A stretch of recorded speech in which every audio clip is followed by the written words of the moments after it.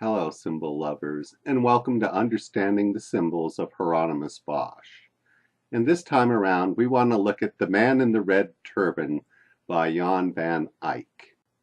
Notice the peculiar nature of the turban, that odd shape. And remember, this is a painting, it's not a photograph. So the artist can arrange that turban any way he likes, but he's arranged it this way. And Van Eyck is famous for his details. And the details really draw you in very close to the picture. But I suggest this is a trap and that we not fall into the trap. Instead of looking at the details, what we need to do is look at a blurred version of this painting. The reason that we're looking at it blurry is because the symbols indicate that Van Eyck was a heretic.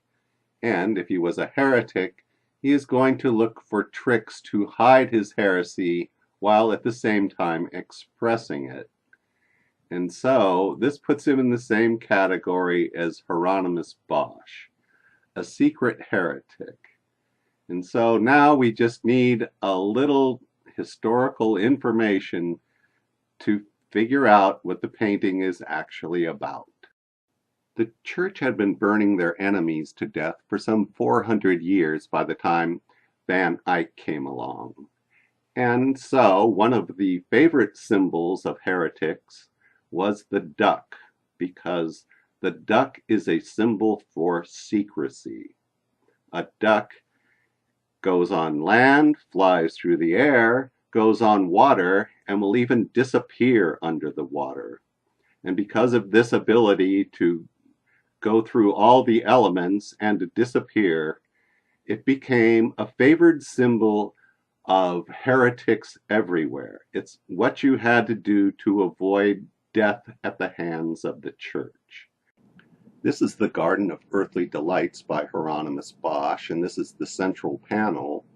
And you can see that the duck is at the center of this group. In fact, the duck is being supported by those two people who are awkwardly standing on their heads, going to great trouble to support the duck.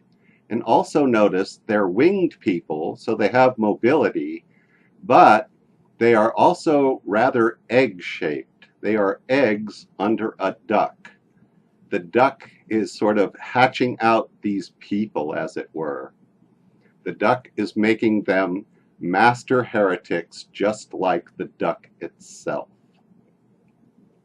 So, now we can get back to Van Eyck. Blurry, blurry Van Eyck. Well, now, do you see a duck sitting on his head? Do you see a duck sitting on maybe a large egg? Or hatching out a person? Well, does this help any?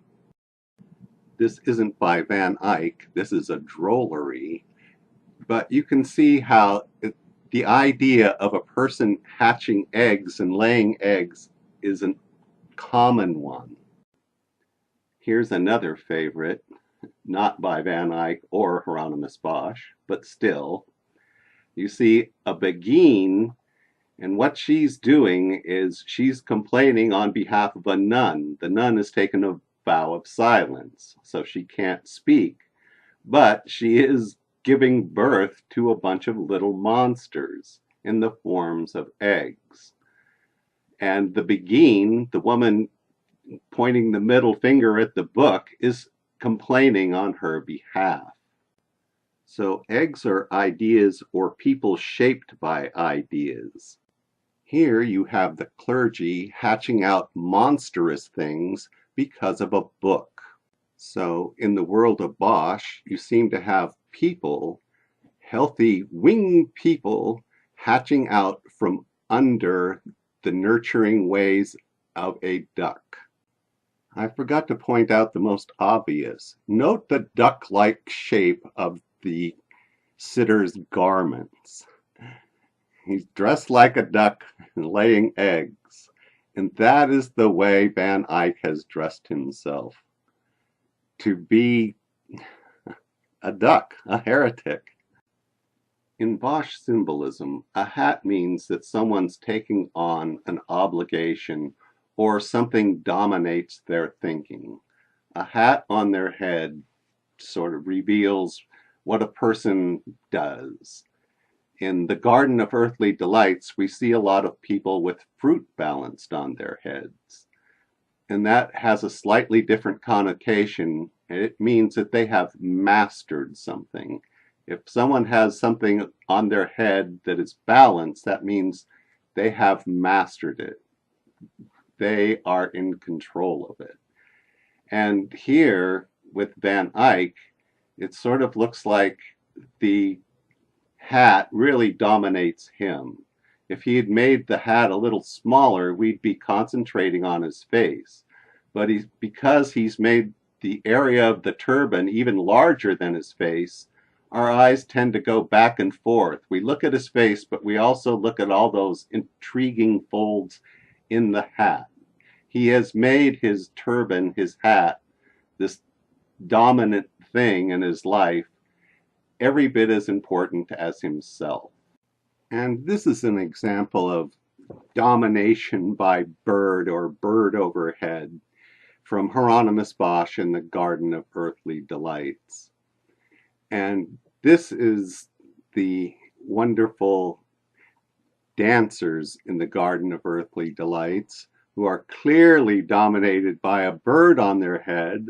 And this bird has got an egg being the symbol for metamorphosis. So the owl, the wise owl, is conducting these people, as dominating them, is a bird on their heads in order to produce a metamorphosis. And so that's why they are dominated. That's why there's a bird on their head. And that's why this woman has a bird on her head. She is being guided by wisdom in a dark and stormy world. This is also the Garden of Earthly Delights.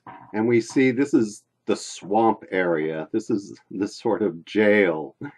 And if you do any of these misdemeanors, you get sent to the swamp where you're dominated by giant birds. So remember, if you want to stay out of the swamp, it's not enough just to complain about the church. You've got to go out and find some new ideas all your own.